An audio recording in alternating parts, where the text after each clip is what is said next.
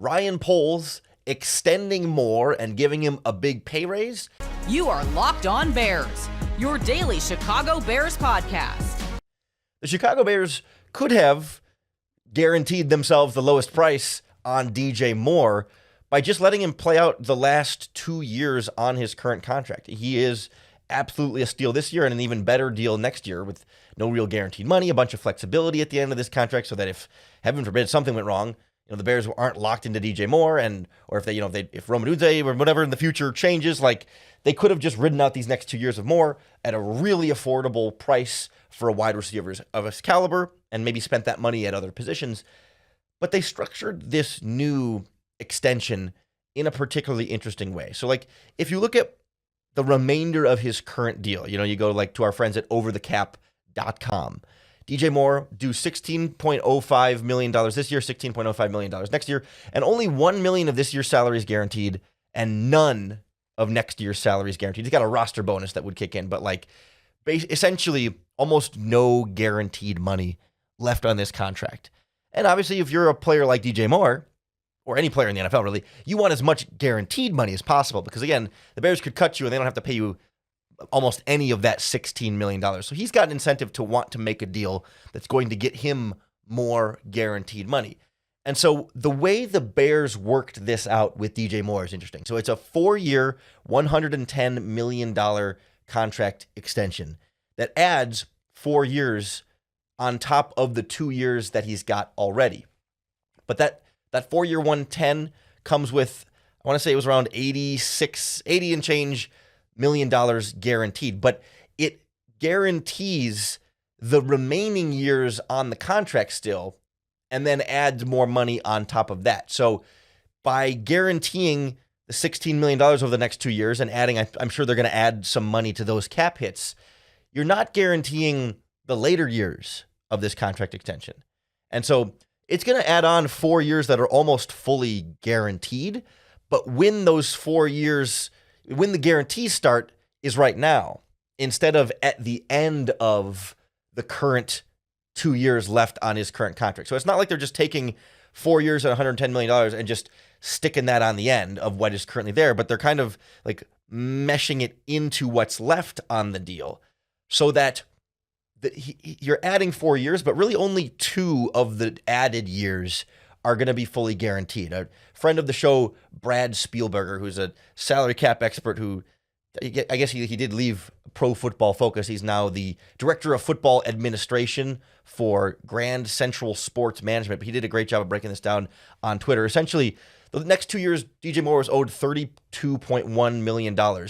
You guarantee that money, and then they're adding $50.5 million in new guarantees on top of that. So only out of the 4 years they're adding to this contract, only $50 million across those 4 years is fully guaranteed.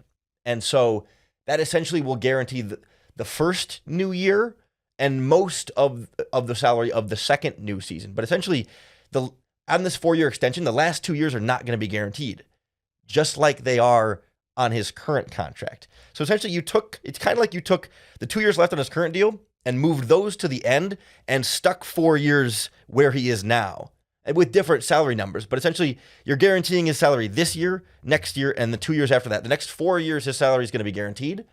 But then the 2 extra years are not guaranteed, just like his contract now has the last 2 years not guaranteed. With the extension, the last 2 years are not guaranteed. So they're absolutely locked into DJ Moore for the next 4 seasons. And that's great. But they're not locked into him for 6. He added 4 years to the current 2-year contract. They weren't really locked into him for these 2 years. So instead they said, hey, we're going to guarantee you this year. We're going to guarantee you next year. And we're going to add 2 more guaranteed years to that contract. And then the last 2 years after that will not be guaranteed. Because the Bears are essentially saying, hey, you're 27 years old. We want to guarantee your money at age 27, at age 28, at age 29, and age 30. But for the 31 and 32 in this contract, we don't want to be locked in on guaranteeing you $27.5 million a year. Essentially, that's what the 410 divided by 4, $27.5 million a year is what's being added onto that. But some of that money, I think, is going to be added to this year and next year. I don't think his cap hit's going to stay exactly the same the next 2 years, and then you just add all the money on the end of that. Like, we'll see exactly how they space this out. We don't have the full contract numbers, but I think it's really smart for the Bears to essentially only add 2 guaranteed years onto this deal, because we knew DJ Moore wasn't going anywhere this year. We knew he wasn't going to go anywhere next year. So it's really only 2 more years that they're locking themselves into DJ Moore, while adding 4 total years to the contract. So they'll have the same flexibility they were enjoying now before this extension. They're going to get to enjoy again in 4 seasons after 4 years of DJ Moore's prime. And then at that point, DJ Moore will be entering, again, age 31, 32 seasons. And then they can decide then, much like they decided now to give him a big extension, they can have that second decision point later on, but not be locked into him for those slightly past your prime ages, although he should still be a great receiver at 31 to 32. That's still younger than where Keenan Allen is right now. And all throughout this process, they lock in another one of Caleb Williams' weapons for the duration of Caleb Williams' rookie contract. Because now you've got DJ Moore under contract until 2029. Isn't that crazy?